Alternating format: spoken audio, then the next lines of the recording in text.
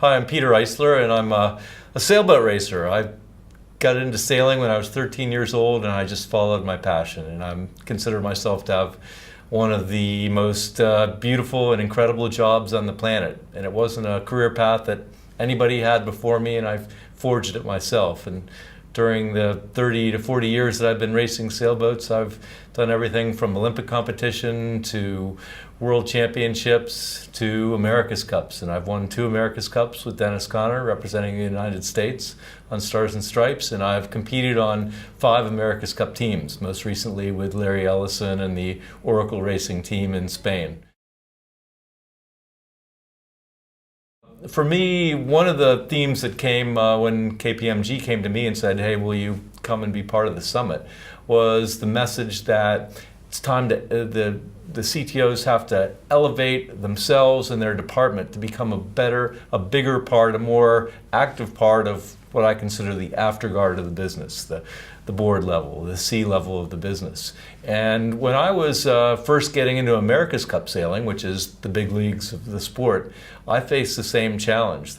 I was the navigator on board Dennis Conner's boat. And the traditional navigator role was a guy who had all the information from the instruments, figured out where the boat was, and made sure he didn't sail any extra distance, but really didn't get involved unless they were asked to provide input. And so you were a resource, much like a traditional tax department I picture. But the competition level, the new reality that we faced in the America's Cup down in my first victory down in Australia was everything was changing. The competition was stronger, the boats were constricted more by rules, they were faster, more high-tech, designs and development was being pushed to the limit, and the winds were stronger than anything we'd ever raced America's Cup boats before. And so I evolved a whole new role for the navigator that now is sort of the way you have to do it, and to where I really elevated myself to an equal member of the afterguard with Dennis, the skipper, and the tactician, Tom Whitten. How did I do it? I did it by earning my position, earning my role. I proved to them that I had the knowledge, ability, and information, which at that time the technology was giving me through the instruments, that could make me be a valuable contributor to winning. Teamwork is very important in any sport or in any business where you're operating. There's some racing and sailing where there's one person on a boat, but on an America's Cup crew, we sailed with 11 down in Australia, and then we shifted to bigger boats, a crew of 18. In the ocean racing I can sail with a crew of upwards of 25 people. And the ability to harness the power of the team, where the sum of the individual parts are less than the power of the team as a whole. And we all, pay tribute to the power of teamwork. But I've been involved with a number of teams and worked for a bunch of great leaders. And I've learned a lot about teamwork. And the one thing is it can't be contrived. A team has to have its own identity, its own philosophy, its own spirit, its own core culture. Every team is different. There's no one right way to do it, to put together a team. Certainly at the fundamental building blocks, it's staffing. Dennis Conner always said, rather have a guy or a girl with great attitude rather than one with mediocre attitude and a lot of experience. I can give them the experience. The attitude is what is important.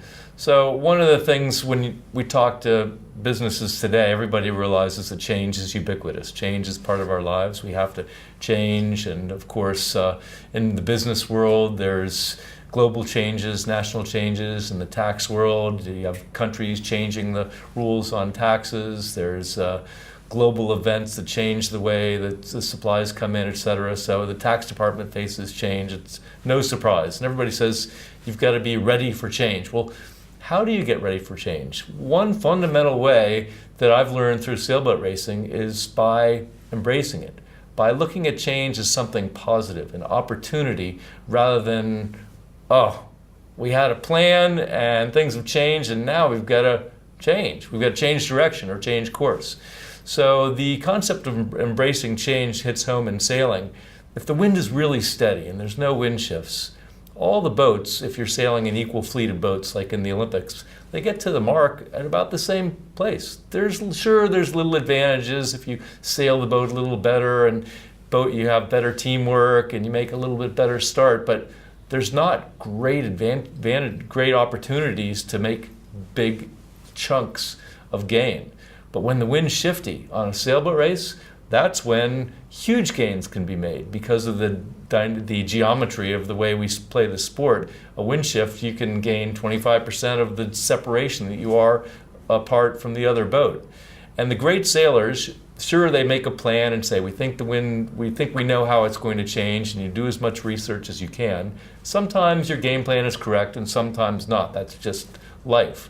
But when the change comes, they react to it.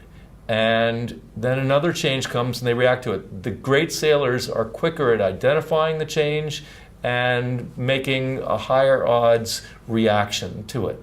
And so the great sailors look forward to those tricky, changeable days. Why? Because they're easy to predict? No. They get it wrong just like the rest of us some of the time. But they know that there's greater opportunity there, and because of their mentality of embracing change, they're better suited to win when the going gets tough.